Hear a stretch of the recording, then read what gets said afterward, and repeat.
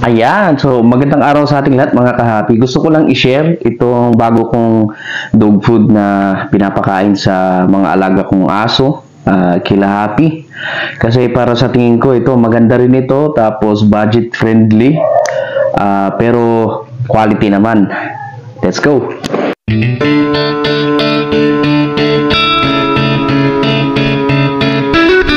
Ayan mga kahapi, bali ito siya. Infinity Dog Food. Ganyan yung itsura niya. At ganyan yung kulay. Ayan, so yan yung harap. Tapos ito yung ano niya. Ito yung sa likod.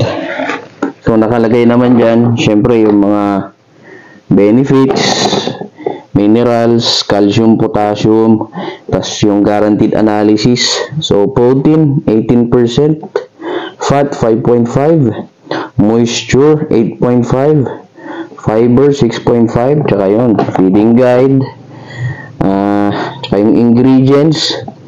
Yan, so wheat bran, tapioca, soybean meal, corn, meat, and bone meal, tapos poultry fat. Although dito mag 50-50 ka na kaagad, mag-aalangan ka kasi ang lagi kasi nilang sinasabi, kung yung mga unang mga nakalagay hindi karne, hindi protein, sinasabi na medyo alanganin ang ganitong dog food. Pero sinubukan pa rin natin kasi nga syempre budget friendly nga. At yun, tsaka ito pala gawa ata to sa sa Thailand. Tapos ang presyo nito dito sa amin ay nasa 1,400 pesos ang isang sako na 20 kilograms. So mas mura siya Ang isa pa sa nagustuhan ko kasi dito, pag titignan natin yung niya, yung dog food, kuha lang ako Ayan mga kahapi, so ganito yung tsura niya. Ang maganda dito kasi siya, hindi siya mabaho. Pag ang amoy nito parang alam niyo yung parang gatas na powdered, parang Bear Brand, ganun ang amoy niya, kaya okay din siya. Hindi siya pangit amuyin.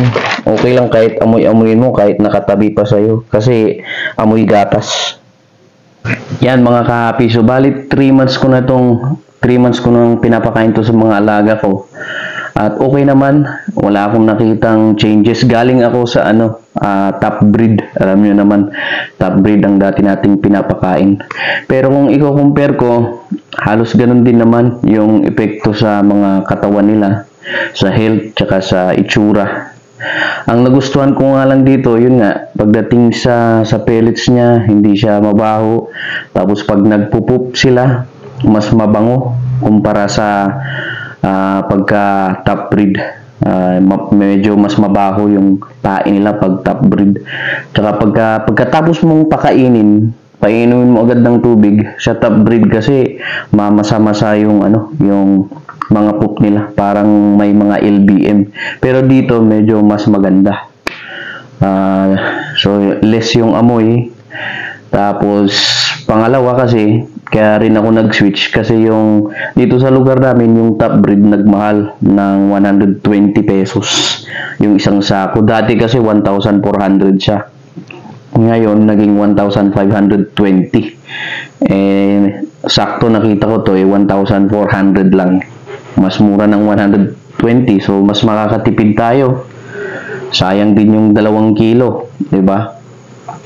So yun, so mas hindi masyadong mabaho yung poop, tapos mas mura, tapos same lang naman pagdating sa effect sa mga dogs ko. Nakikita ko hindi naman sila nangangayaya, tapos yung mga balahibo, mga buhok, okay din naman.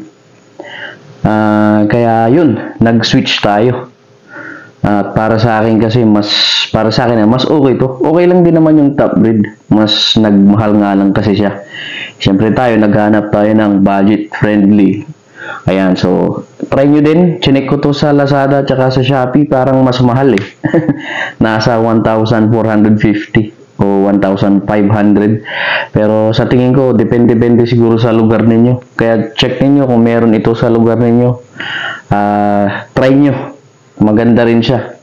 Yun nga lang, galing Thailand. Kung ako rin naman, mas gusto ko sin sana yung mga produktong gawang Pinoy.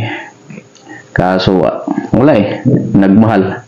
So, yun lang. Sana makatulong sa mga naghahanap ng budget friendly. Yan ang hanapin nyo, Infinity. At saka marami palang klase yan, Kaya ang hanapin nyo yung ganong kulay ng sako. Kasi marami silang klase ng Infinity. Mas mahal na yung ibang klase. Meron silang Infinity na mataas sa protein. Tapos meron naman silang Infinity dog food na parang pang maintenance, mga ganyan. Pero yan yung pinakamura nila. 1,400 pesos ang isang sako. Ayan, so maraming salamat sa panonood. Paki-subscribe na rin and see you sa susunod nating mga videos.